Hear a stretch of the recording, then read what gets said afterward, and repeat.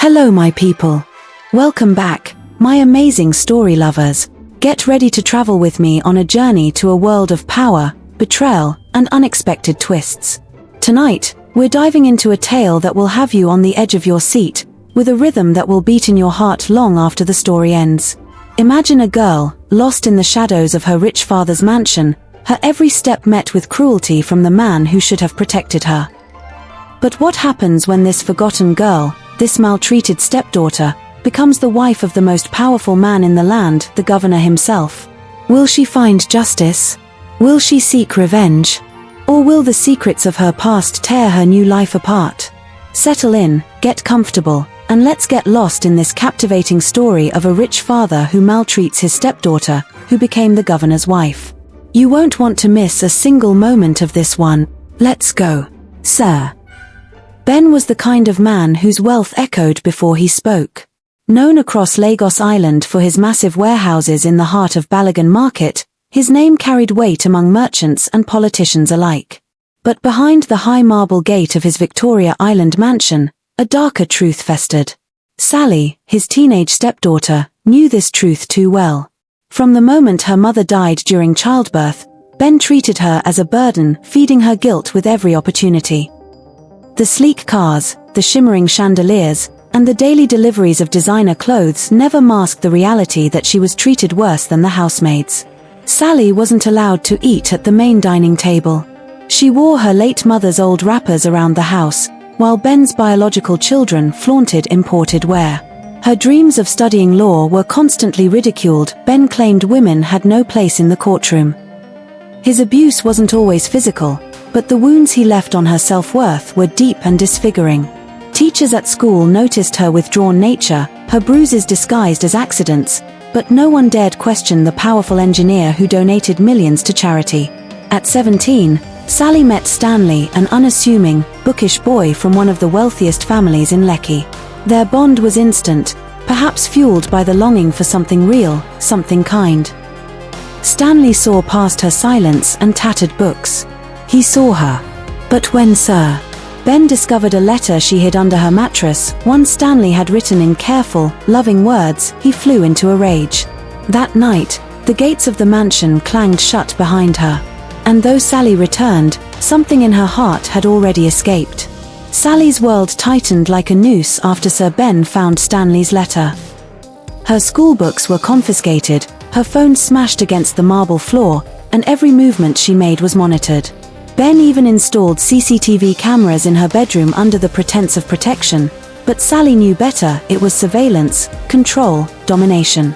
The housemaids pitied her silently, but none dared speak. Ben's orders were law. He was a man whose charm outside fooled many, but within those mansion walls, he was a tyrant in tailored suits. But while her body remained caged, Sally's spirit began to rebel.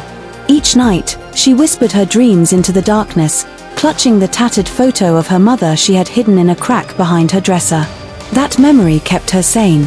And every chance she got, she scribbled letters to Stanley on bits of toilet paper, smuggled out through the sympathetic housegirl, Kike, who'd once been a victim herself.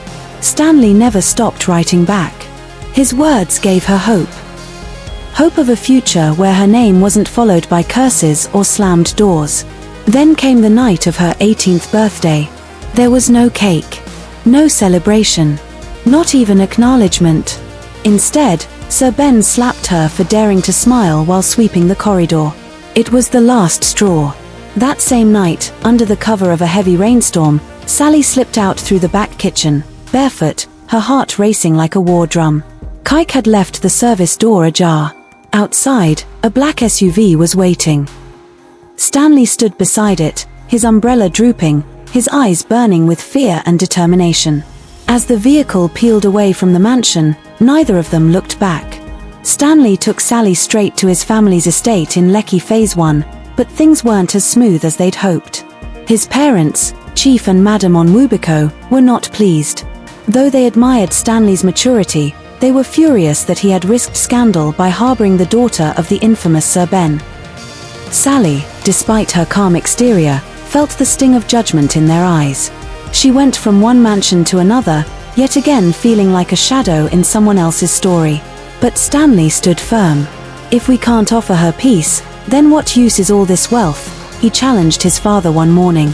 Reluctantly, Chief Onwubiko agreed to support her education on one condition: Sally must change her surname, stay out of the public eye, and avoid all entanglements with her past. For Sally, it was bittersweet. Her surname was the last thing she had from her mother, but she swallowed her pride for survival. Enrolled in one of the top private universities, she began to rebuild herself. Her law classes became her refuge, her professors her lifeline. Stanley remained her anchor, but even he saw how fiercely independent she was becoming. She was no longer the girl hiding behind locked doors, she was a phoenix gathering her flames. Meanwhile, Sir Ben roamed his mansion like a restless ghost. He paid private investigators to search for Sally, but they turned up nothing. Rumors spread through Ballaghan Market that he had driven her to suicide. His children stopped talking to him, shamed by their father's cruelty. His businesses remained lucrative, but his home was hollow. At night, he stared at the CCTV footage from the night she fled, replaying her disappearance like a haunting film. He didn't miss her. At least not in the traditional sense. He missed his control. And now, for the first time in his life, Sir Ben realized something chilling: Sally was never coming back. Years passed like chapters in a secret diary. Sally transformed before everyone's eyes. No longer the timid, bruised girl of Victoria Island, she grew into a confident, articulate woman. Her professors admired her tenacity and intellect, her classmates envied her calm wisdom. But what no one knew was that every legal argument she made, every case she studied, was a brick in the fortress she was building to never be powerless again. She graduated top of her class, with standing ovations during her thesis defense.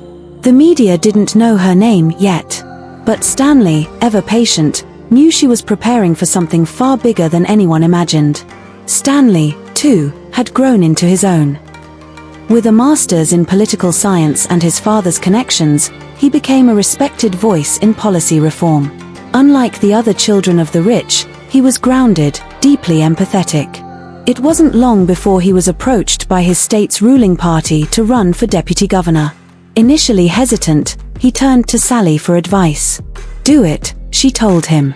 "But only if you're ready for them to dig up everything, including me." He smiled. "Then they'll find the reason I fight." The campaign was fierce but clean. Stanley's sincerity won hearts across the state. By the time he was sworn in, he was already being whispered about as a future governor. Sally and Stanley married in a quiet, dignified ceremony. No media. No pageantry. Just truth, love, and renewal. And when Stanley's boss, the sitting governor, suddenly resigned due to health issues, Stanley was sworn in as the youngest acting governor in the state's history. Sally, now First Lady, stood beside him in a graceful emerald gown, radiating quiet power. Sir Ben, watching from his faded armchair in the mansion that now echoed with silence, dropped his whiskey glass. The woman smiling on the screen, the one shaking hands with world leaders, speaking to thousands, was the same girl he once called worthless. And now, she was beyond his reach. Ballaghan Market was Lagos' economic heartbeat, its sprawling maze of warehouses and stalls pulsing with energy. Sir Ben's empire lived in that heartbeat. His warehouses, 6 in total, were the largest, filled with imported electronics, fabrics, and machinery. He walked the market like a king, nodding to traders and barking at managers. But one sweltering afternoon, smoke coiled into the sky like a warning from the gods. A small electrical fault in a neighboring stall ignited a fire that rapidly engulfed entire blocks. Crowds screamed. Sirens wailed. Flames licked greedily at every wooden stall, every crate, every warehouse in their path. Sir Ben arrived too late. The fire had consumed everything. Decades of wealth, gone in hours. His warehouses, uninsured due to a recent dispute with his provider, were reduced to soot and warped steel. He collapsed at the scene, clutching his chest as thick black smoke curled into the heavens like a funeral pyre. He was hospitalized for days, drifting in and out of consciousness. His staff deserted him. His bank accounts were frozen due to unpaid loans. He had gone from a man of excess to a man of emptiness, stripped of status, savings, and self. His mansion, once vibrant, now sat in eerie stillness, every ticking clock mocking him. News of the fire reached the State House. A brief report was handed to the First Lady. Sally read it slowly, her fingers tightening with each word. Stanley watched her in silence. "Will you reach out to him?" he asked. Sally didn't answer immediately. She walked to the window of her private office, staring out at the garden where young girls from poor homes now played under her sponsorship program. "He made me ashes," she whispered. "But I rose. This time, he can sit in the fire he lit." Still, her eyes shimmered with something deeper than anger, pity. The kind that lingers when you've finally outgrown your pain. Sir Ben returned to his mansion weeks later, not as the king of Balagan Market, but as a man haunted by failure. The opulence of his home now felt like a cruel joke, dust-covered chandeliers, leaking pipes, and unpaid staff who had long since vanished. He moved through the rooms like a stranger, his footsteps echoing against marble floors that once welcomed guests and dignitaries.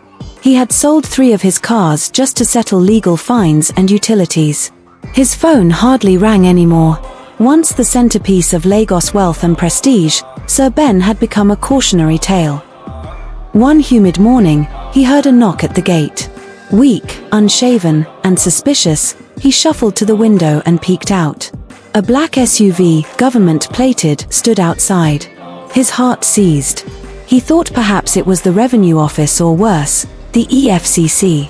But when the backseat door opened and a tall man stepped out in a crisp kaftan, Ben recognized him instantly, Stanley. The same boy he had once threatened to crush. Ben's hands trembled. What was he doing here? A moment later, Sally stepped out behind him, dressed in a soft blue wrapper and gilet. Her presence was regal, yet serene. She didn't look like vengeance, she looked like closure. They sat in the parlor, the silence between them thick with history.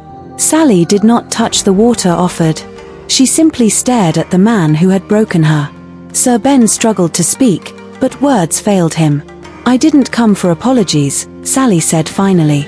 "We came to offer you a modest assistance package. Food, medical care, housing relocation if needed. You're still human, even if you failed at being one." Stanley handed him a file folder. Sir Ben couldn't look them in the eyes. "Why?" he croaked. Sally stood, her voice low but powerful. "Because I refuse to inherit your cruelty. My victory is that I don't need revenge to be complete." Sir Ben stared at the folder for hours after they left, as if touching it would summon a ghost. It wasn't just the offer, it was the humility of it all. The man who once flaunted his power now faced help from the very people he'd tried to destroy. The folder contained medical vouchers, a stipend, and a discreet relocation arrangement to a modest bungalow in Badagry. No press, no cameras, just mercy. He signed it with trembling hands. Pride, once his armor, had melted into shame. And yet, for the first time in decades, he felt something resembling peace. It wasn't happiness, but perhaps the first steps toward it. In Badagry, Ben was anonymous. The bungalow was clean, with a vegetable garden and a caretaker who came twice a week. He started journaling, scribbling confessions, memories, and regrets into worn notebooks. He even began attending a small church nearby, sitting in the last row, speaking to no one. Rumors of his fall circulated in hushed tones, but no one connected him to the First Lady. Every week, a plain brown envelope would arrive, funds for groceries, medication, and books. Stanley and Sally never returned. They didn't need to. Their silence was a message of finality. They had moved on. Ben, in his solitude, had no choice but to face himself. Back at the State House, Sally expanded her humanitarian projects. She focused on shelters for abused girls, launching a legal aid clinic named the Swan Center. When a journalist asked her why she never publicly addressed her past, she replied, "Some wounds don't need applause to heal. They need purpose." Stanley, meanwhile, was preparing for re-election. But one evening, as they shared tea on the terrace, a letter arrived with no sender. Inside was a photograph of Ben, standing outside the small Badagry church, holding a Bible. On the back, written in his unmistakable hand, were the words, "I was never worthy of her, but I'm learning how to die a better man." Sally folded the photograph quietly, her fingers brushing over the words on the back as if she could feel the sincerity in them. Stanley watched her closely, unsure whether to speak. "Do you believe him?" he asked softly. Sally didn't answer immediately. Her eyes remained on the horizon, where the sun was melting into the lagoon. "Belief isn't the point," she said finally. "What matters is that he knows he was wrong and is not asking the world to forgive him. He's asking himself." Her voice cracked, just slightly. She had never known that version of Sir Ben, the man who wept in church pews or gardened in silence. She wasn't sure she wanted to. Yet something gnawed at her. That photo didn't appear by coincidence. Someone had taken it. Someone had mailed it. And while the handwriting was Ben's, there was a chill in the air, a sense of eyes watching from the shadows. For weeks, strange things began to happen. Her security detail noticed a drone hovering near her residence. A campaign banner was defaced with a crude, red L. Anonymous letters arrived, not to her, but to the Swan Center, warning her to watch the past more closely.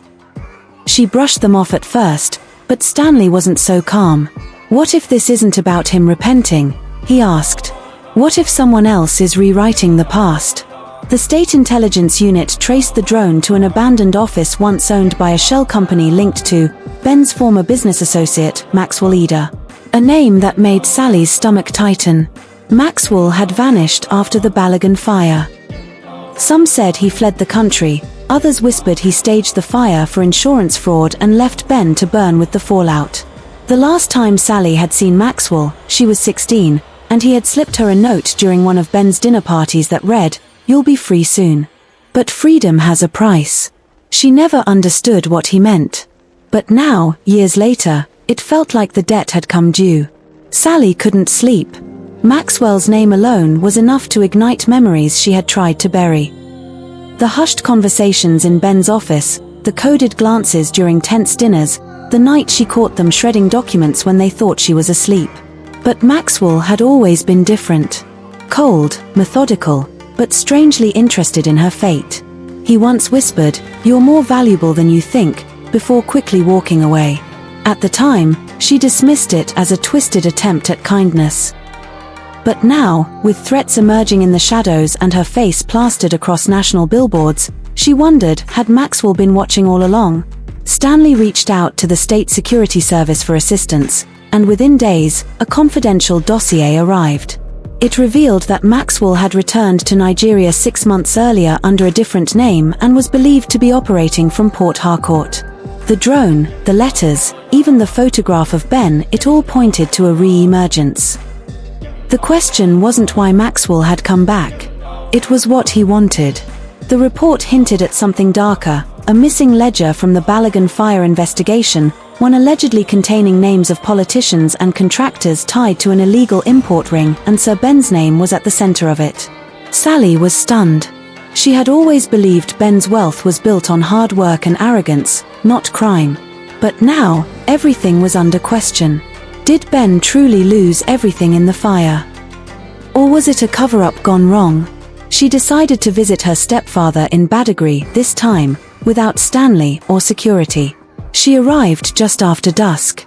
Ben was sitting on a plastic chair outside, the Bible open on his lap, his eyes tired but alert. "You knew he was back, didn't you?" she asked quietly. He didn't flinch. "Maxwell was never gone," he whispered.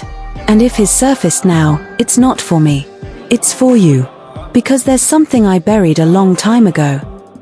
Something that could destroy us all." The air in Badagry was thick with salt and silence. Ben motioned for Sally to sit beside him on the veranda, but she remained standing, arms crossed, her stare cutting through the humid night. "Start talking," she said, her voice low but firm.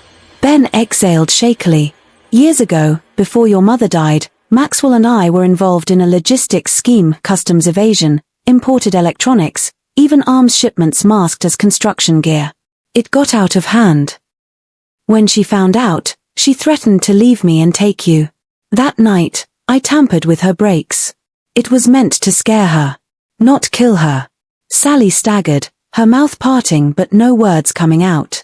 You murdered my mother, she whispered, her entire body trembling. Ben didn't look at her. I murdered our future, he said, tears falling freely now.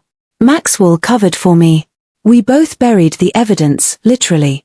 There's a safe under Warehouse 3 in Balagan. It holds the ledger, audio recordings, a copy of the break report. Everything. When the fire started, I tried to get to it, but it was too late. Or so I thought. He turned his face to hers, haunted. If Maxwell has it, he won't go to the police. He'll come for power. Through you. Sally's heart pounded. Suddenly, her position as First Lady didn't feel earned, it felt targeted. She left without saying goodbye. The drive back to the State House felt longer than usual. Her mind raced. Why hadn't Maxwell surfaced sooner? Why now? She remembered the anonymous letters. Watch the past more closely. He wasn't just threatening her, he was warning her. Perhaps it wasn't just about revenge. Perhaps it was leverage. That night, as she sat in her study surrounded by files and security reports, Sally opened her encrypted tablet and began to draft a letter to the Attorney General, requesting a confidential reopening of the Balagan fire case. If she had inherited her stepfather's sins, she would confront them in daylight. But she had no idea who else might be willing to drag them back into the dark. Sally's official request set off a quiet storm. Within 48 hours, the Attorney General's office dispatched an elite forensic team to the charred ruins of Warehouse 3. The mission was conducted under heavy secrecy, no press, no uniformed officers. The State Intelligence Unit cleared the site after hours, and deep beneath the rubble, they found it, a fireproof, steel-bolted safe embedded into the concrete foundation. Burnt beams and melted wires had collapsed around it, but the vault had endured.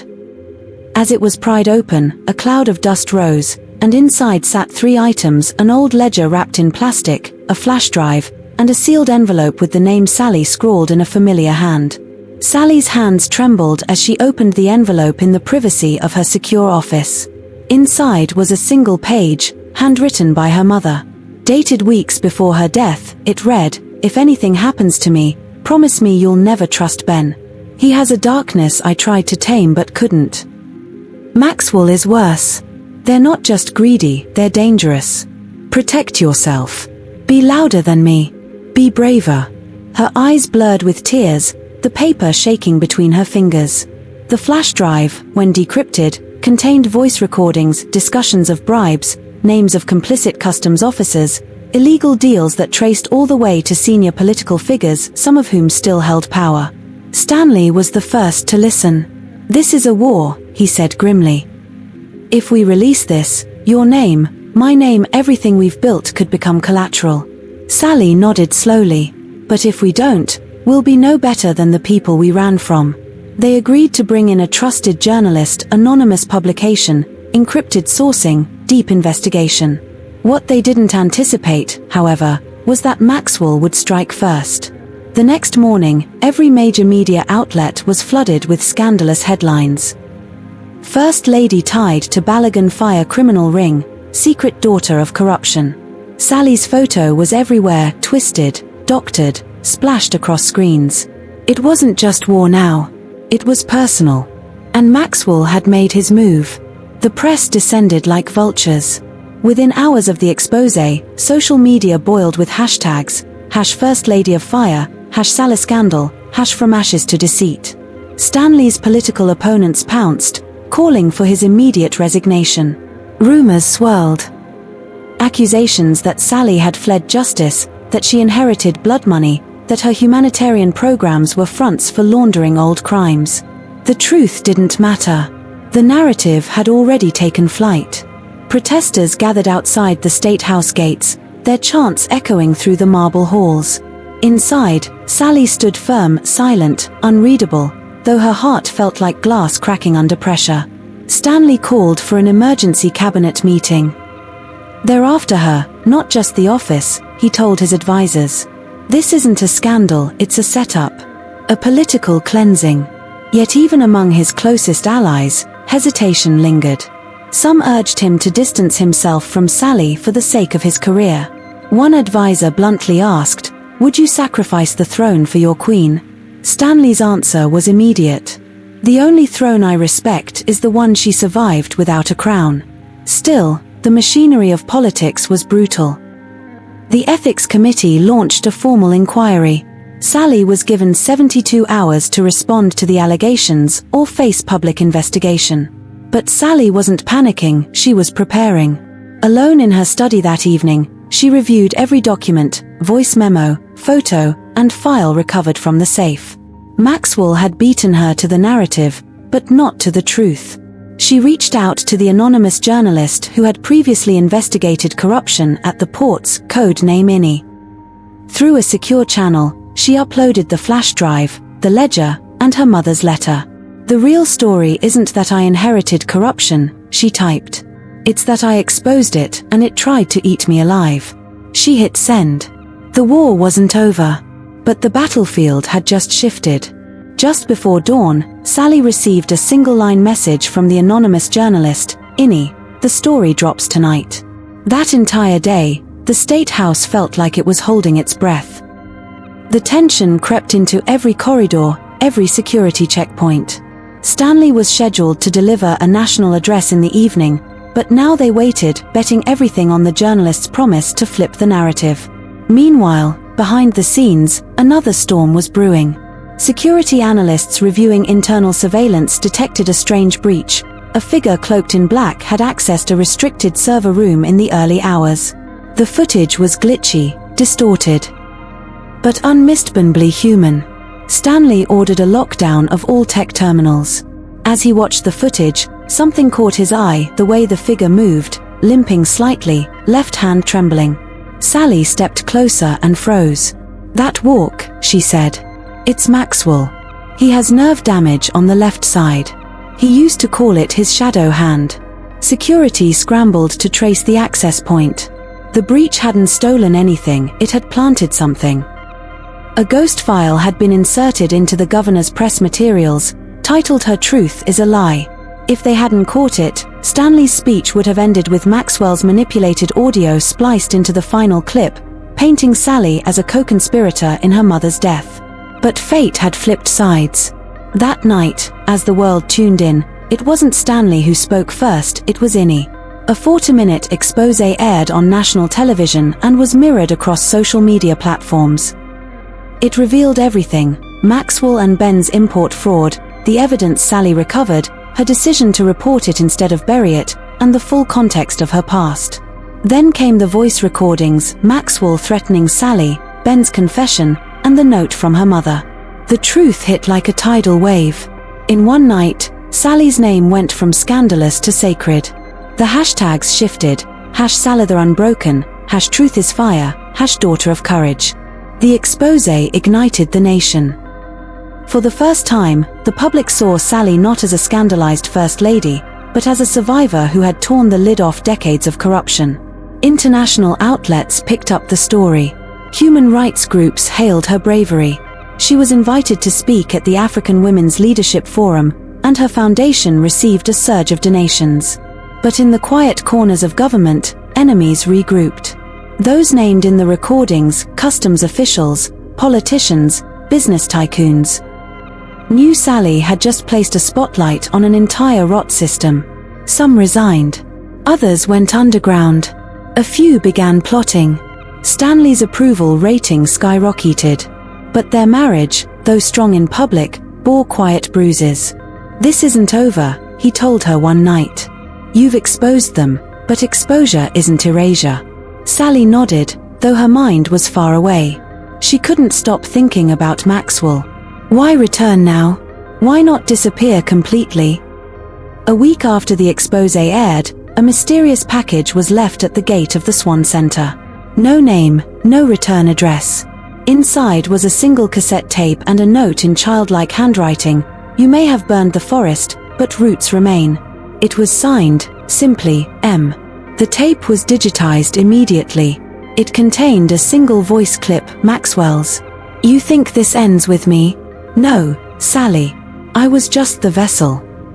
There are deeper layers, and one day, you'll find out who funded your rise long before you met Stanley. You weren't chosen by chance. You were placed. And when the rest wakes up, they won't see a survivor. They'll see a weapon. Sally's breath caught in her throat. Stanley looked pale. What does that mean? He asked. But Sally wasn't sure. All she knew was that the story she thought she owned might have started before she was even born. Sally couldn't sleep that night. Maxwell's cryptic message looped in her mind like a cursed lullaby. You were placed. It haunted her in ways she couldn't explain. She retrieved her mother's old belongings, keepsakes hidden away in a chest that had followed her through every chapter of her life. Among the faded photographs and perfume bottles, she found a torn envelope from a legal firm in Abuja, dated months before her birth. Inside was a contract. At the top, Ezekiel Foundation. Confidential agreement on child sponsorship grant, high potential program. Her mother's name was signed at the bottom, next to a stamp reading non-disclosure binding for life. Sally stared at the document, heart racing. The Ezekiel Foundation was a secretive philanthropic organization that had been funding political movements, educational grants, and social reforms for decades, always behind the scenes. Her name, her education, even the law school grant she thought had come from Stanley's family, it had been routed through Ezekiel all along. It wasn't coincidence. She had been marked for something. But by who? And for what purpose? She dug further, reaching out to a journalist contact in Geneva who had once investigated global elite influence operations. Days later, a single message returned: Ezekiel is not a charity.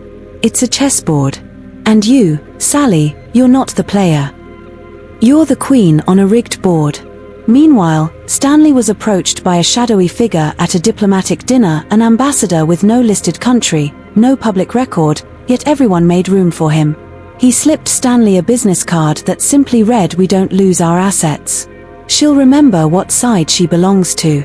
Stanley confronted Sally that night. "Did you know any of this?" She shook her head, tears brimming. "No. But I'm going to find out. And if someone built me for their game, I'll burn the whole board." For the first time, Stanley looked at her not as his wife, but as something far bigger and far more dangerous. Sally moved quickly and quietly. With Stanley's silent support, she assembled a private team, 2 intelligence analysts, a digital forensics expert, and a former Interpol investigator named Nia, who had a personal vendetta against the Ezekiel Foundation. Nia warned her from the beginning. Once you start peeling back this curtain, you can't unsee what's behind it. People disappear chasing Ezekiel. But Sally didn't flinch. "I've already disappeared once. Not again." Together, they began to trace Sally's financial records from childhood. Layer by layer, they uncovered shell organizations, dummy trusts, and a coded network of influence stretching across 4 continents, all leading back to one name: the OSE Protocol. The OSE Protocol was a classified archive reportedly managed by Ezekiel's inner circle, a ledger not of money, but of people. Future judges, journalists, politicians, activists, children marked from birth based on lineage, genetic profiling, and psychological mapping. Sally's file labeled her as Type A2, Strategic Survivor. Controlled Adversity Model. Nia stared at the screen, aghast. "They engineered your trauma, Sally. They needed you to suffer. To be mauled by pain." Sally felt her knees weaken. Every scream, every slap from Sir Ben, every locked door, it wasn't just random cruelty. It had served a purpose. Her mother's death wasn't only Ben's mistake. It had been a trigger. One designed to set her transformation in motion. Meanwhile, unrest grew across the state. A leaked memo hinted that Sally had been selected, not elected, fueling conspiracy theories and civil tension. Maxwell's voice, though absent, echoed in headlines and talk shows. And then came the ultimate strike.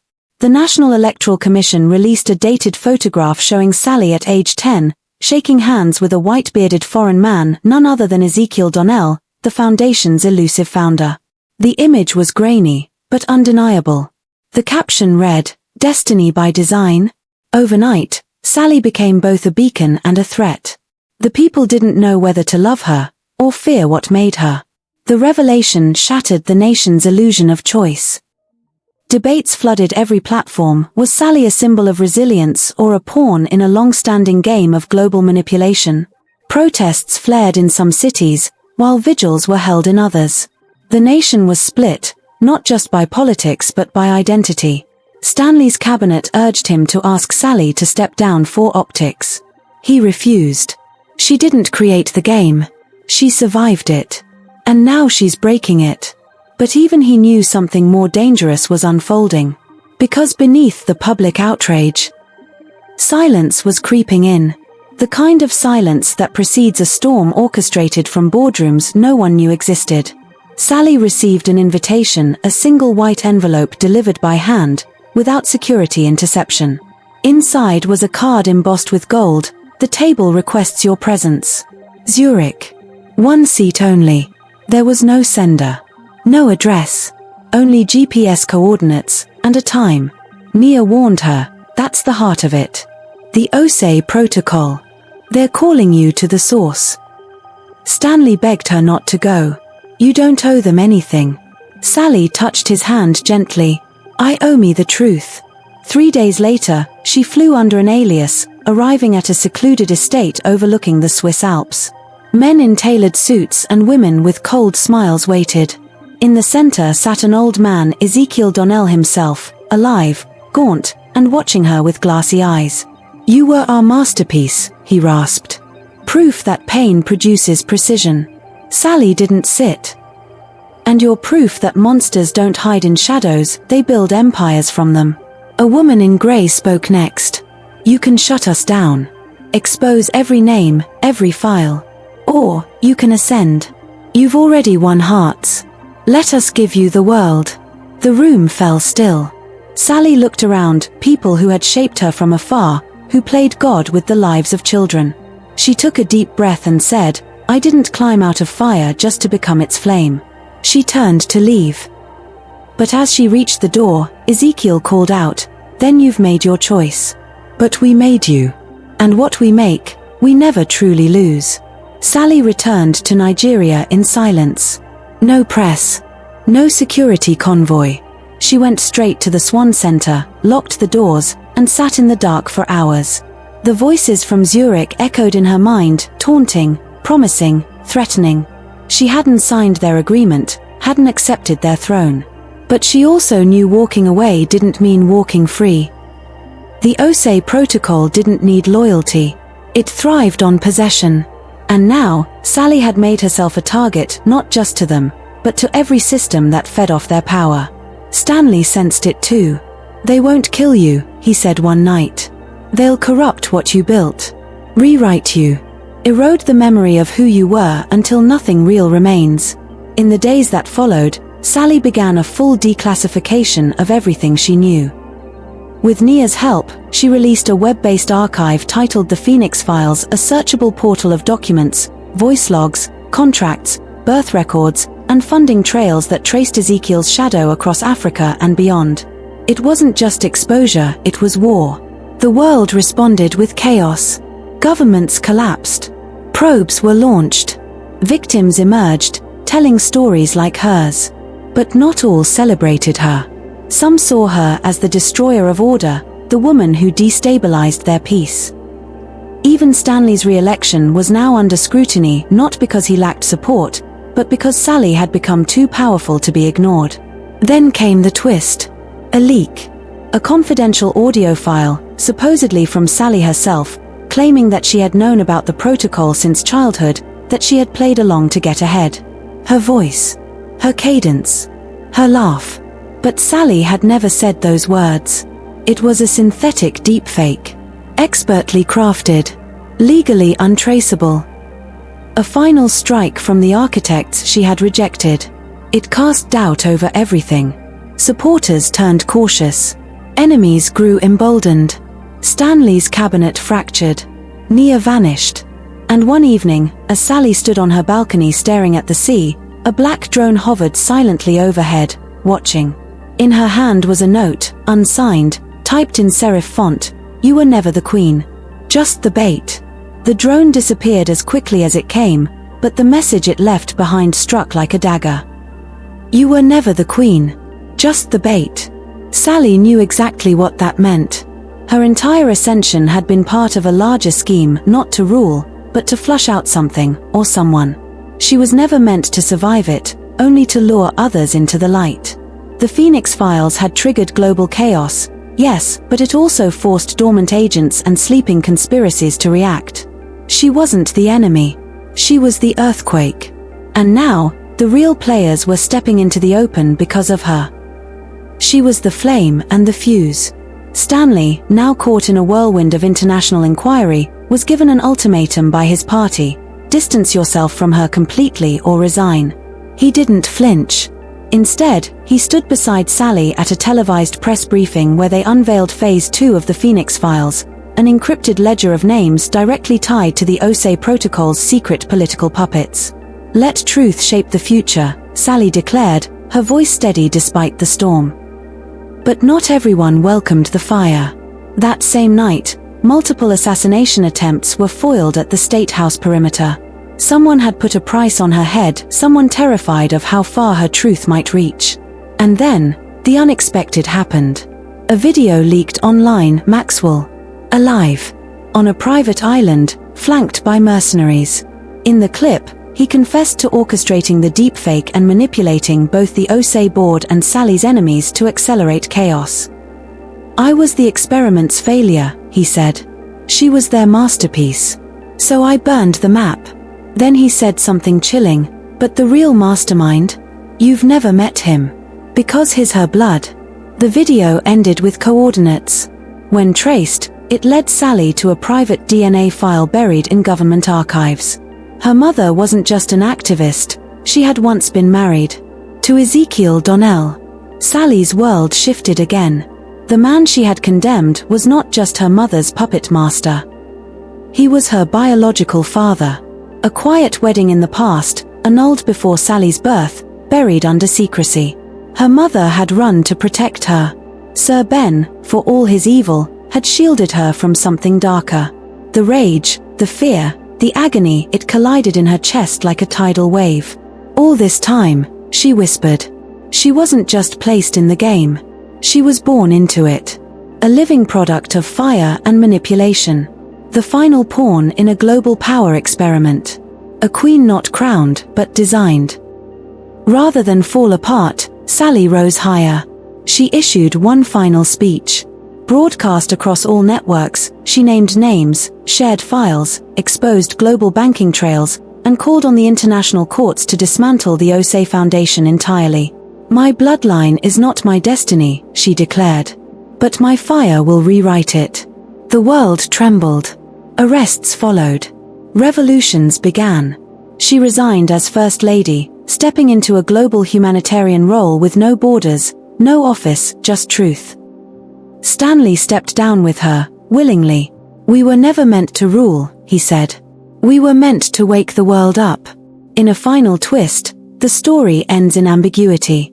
Months later, a security camera in northern Italy captured a cloaked figure placing a flower on a nameless grave.